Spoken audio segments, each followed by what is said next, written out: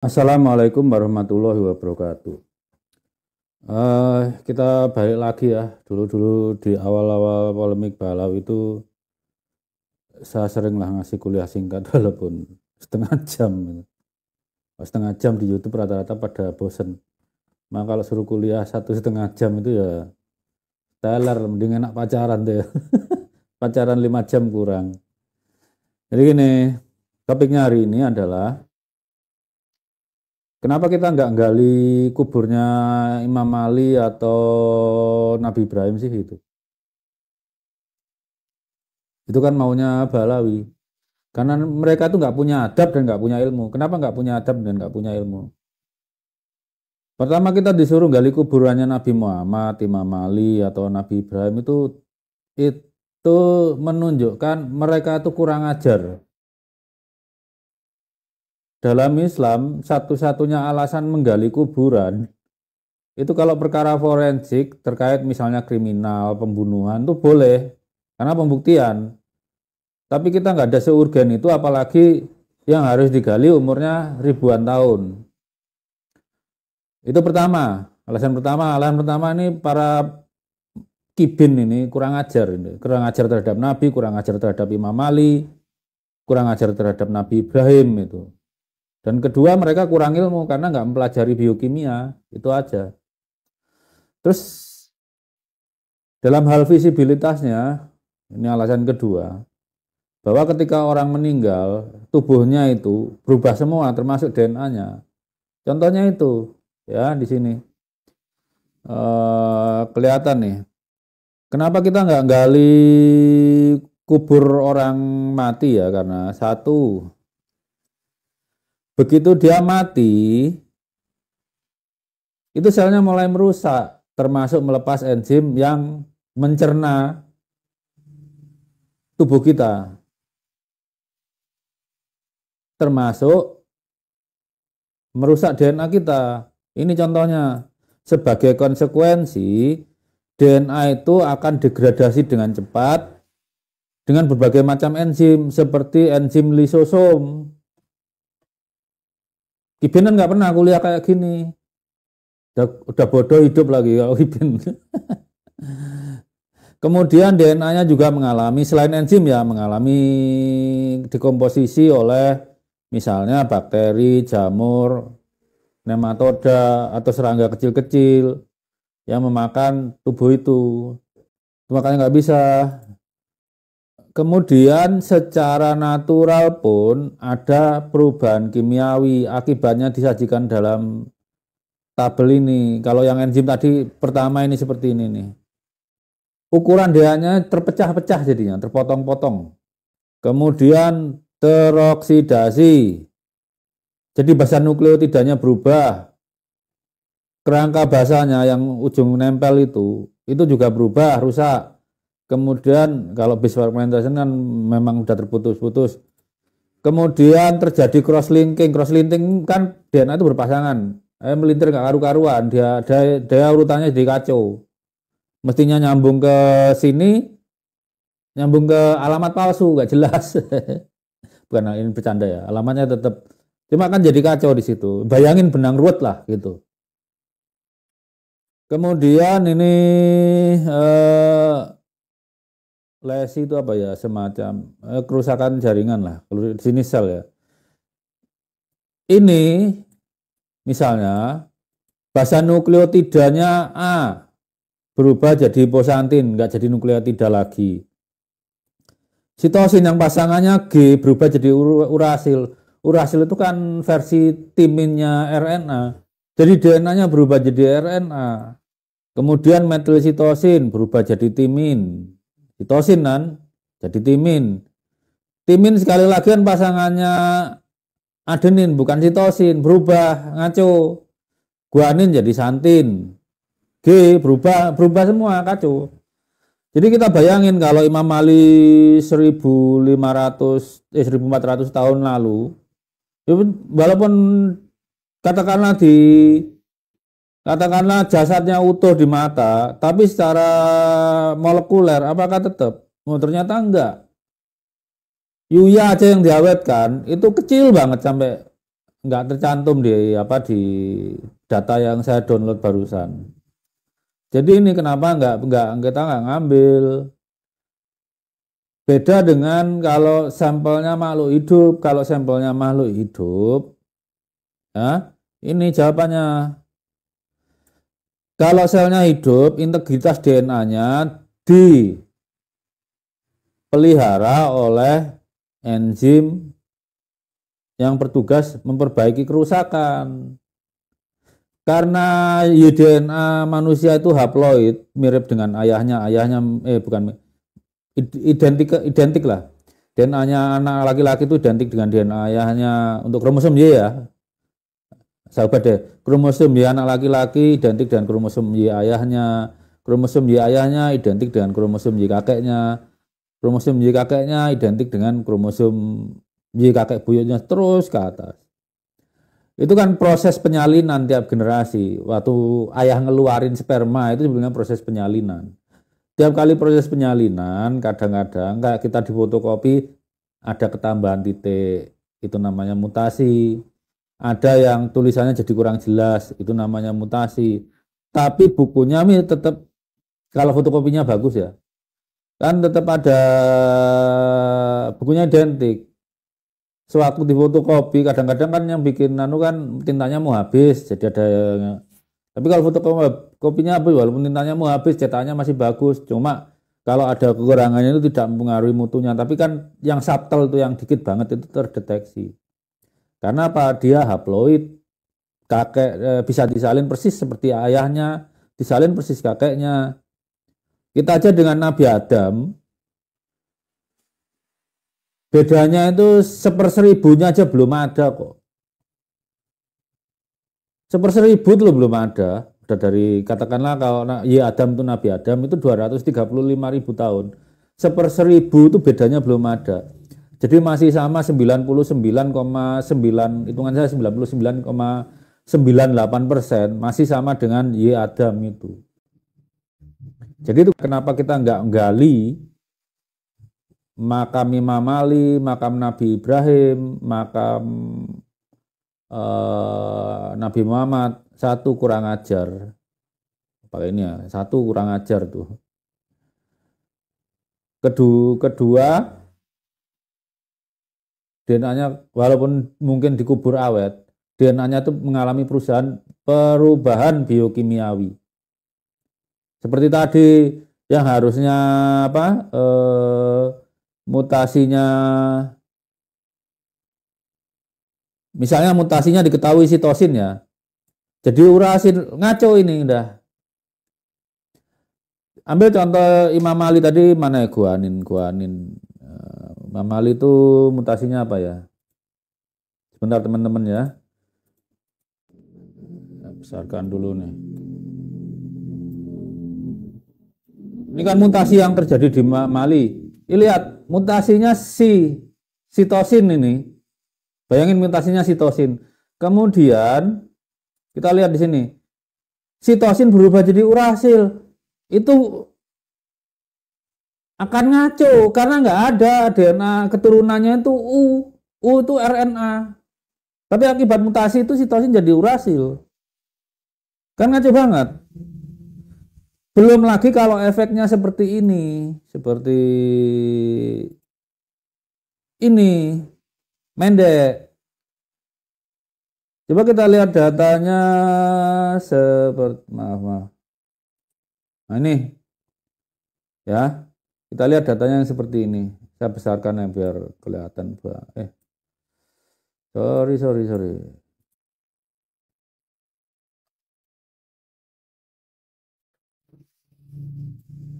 Ini coba kita lihat. Yang diperiksa itu kan di kromosom Y misalnya. Ini ukuran NRD ini loh. Mana tadi? Nah ini. Ini bukan ukuran nih, kode. Nah ini kecil banget. Kan ukuran NRD itu 50 juta bahasa. Ini 997. Sebesar-besarnya itu cuma 100-an ribu teman-teman. 100 ribu, 125 ribu, 68 ribu. kemudian ini 59.000, mana lagi nih, 200.000, nggak ada satupun yang sampai 1 juta itu nggak ada. Padahal ukuran aslinya semasa dia hidup 57 juta. Bayangin kalau kita gali kuburannya Imam Ali, ternyata ya sisa sedikit ini, itu bisa-bisa DNA-nya kayak DNA-nya Nabi Sis nanti bisa-bisa. Karena saking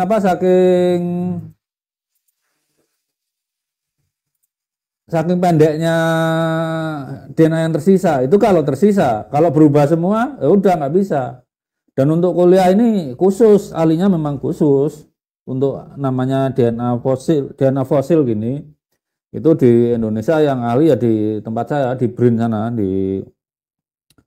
ada beberapa orang yang biasanya terlibat penelitian arkeologi, termasuk ya meriksa sisa manusia apa gitu, sisa tumbuhan apa yang ribuan tahun yang lalu masih bisa diekstrak DNA-nya.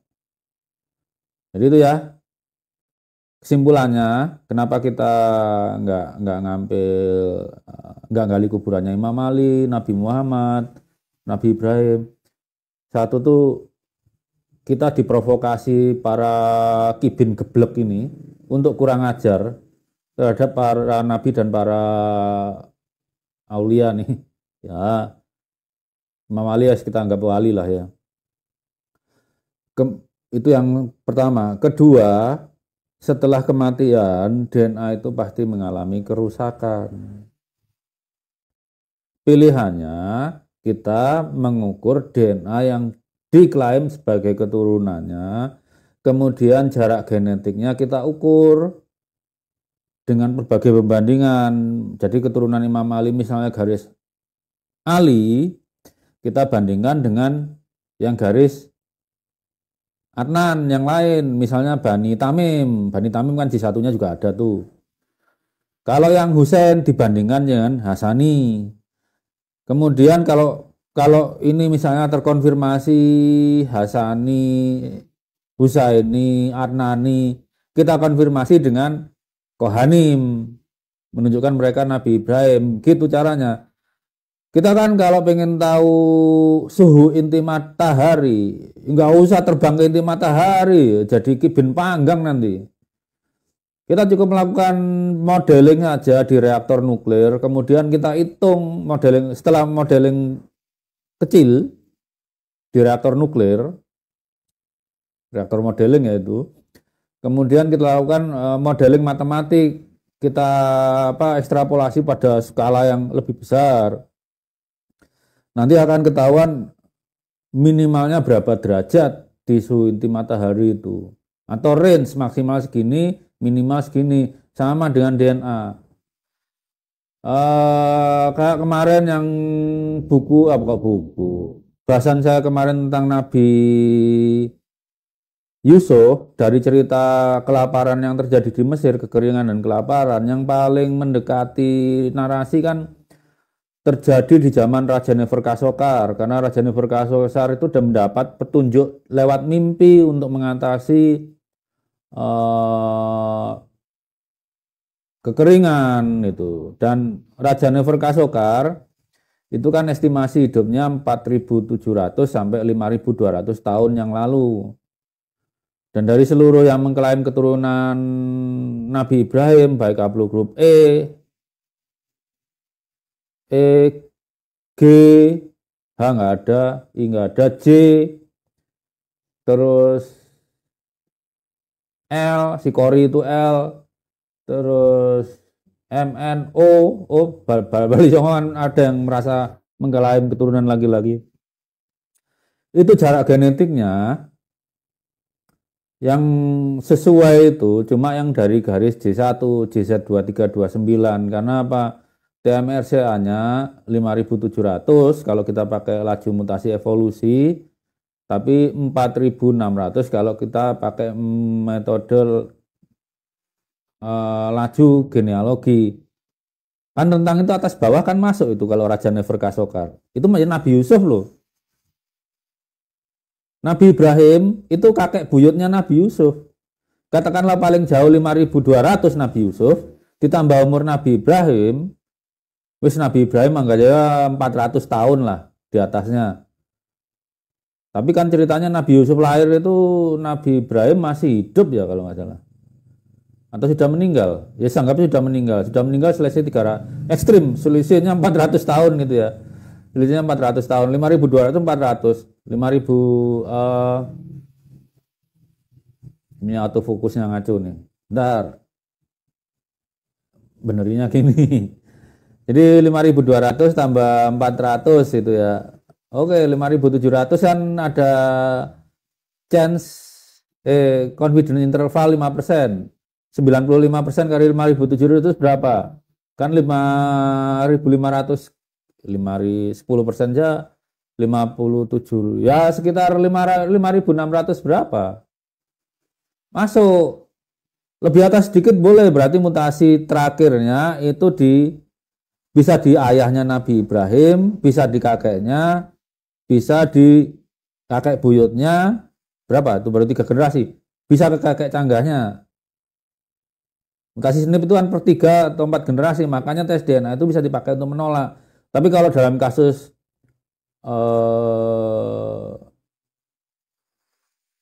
Nabi Ibrahim untuk memastikan itu benarkah itu Nabi Ibrahim atau ayahnya atau kakeknya itu tinggal nunggu 3 cabang lainnya itu milik siapa. Karena yang saya tahu ya, Nabi Ishak itu JY3081 dan Nabi Ismail itu JL858. Ternyata masih 3 cabang lagi. 3 cabang ini apakah dari putra Nabi Ibrahim atau dari keponakan Nabi Ibrahim? Itu yang saya belum tahu. Tapi L858 dan Y3081 itu berinduk ke Z2329 yang dari haplogrup J ya. Ini bisa saja Nabi Ibrahim, ayahnya, kakeknya, kakek buyutnya, dan 4 generasi. Bisa itu. Maka kalau ngepaskan susah, tapi kalau ngasih range kan bisa buat menolak atau buat memungkinkan. Nah kalau Balawi, haplogrup G Kohanim yang GM3777 dengan haplogrup Balawi yang GP15 itu 20.800 tahun yang lalu. Nggak ada narasi sejarah Nabi Ibrahim itu baik melalui kitab suci, karena di situ ada peristiwa Nabi Ibrahim berkelahi dengan raja apa, maupun cerita versi sejarah menurut penelitian akademik yang rujukannya bukan Nabi Ibrahim kalau akademik, Nabi Yusuf, karena Nabi Yusuf itu pejabat di Mesir, Perdana Menteri Mesir. Makanya tes DNA itu cocok dengan apa yang diputuskan oleh Muktamar NU 31 di Donoudan, bahwa tes DNA itu bisa untuk menolak nasab. Yang nggak tertolak itu baru diselidiki dengan metode lain yang lebih bukan lebih lanjut ya, metode lain, metode alternatif. Itu kalaupun yang mungkin lebih dari 1. Kalau yang mungkin cuma 1, ya udah kita terima. Kita terima karena yang mungkin cuma 1 itu. Kalau nggak ada yang mungkin, padahal udah diceritakan Nabi Ibrahim berketurunan sampai sekarang masih lanjut. Kalau nggak ada yang mungkin loh ya, ya mereka bukan keturunan Nabi Ibrahim, atau Nabi Ibrahimnya fiktif kalau menurut ilmu biologi, tapi kan enggak. Sepanjang saya tahu sih IJZ 2329 yang cocok dengan jurnal-jurnal yang berbicara walaupun menduga ya Nabi Ibrahim, biasanya dari jurnal-jurnal orang Kristen itu. Ataupun kalau jurnal sejarah itu Nabi Yusuf. Cuma itu aja. Jadi sampai di sini teman-teman. Wassalamualaikum warahmatullahi wabarakatuh.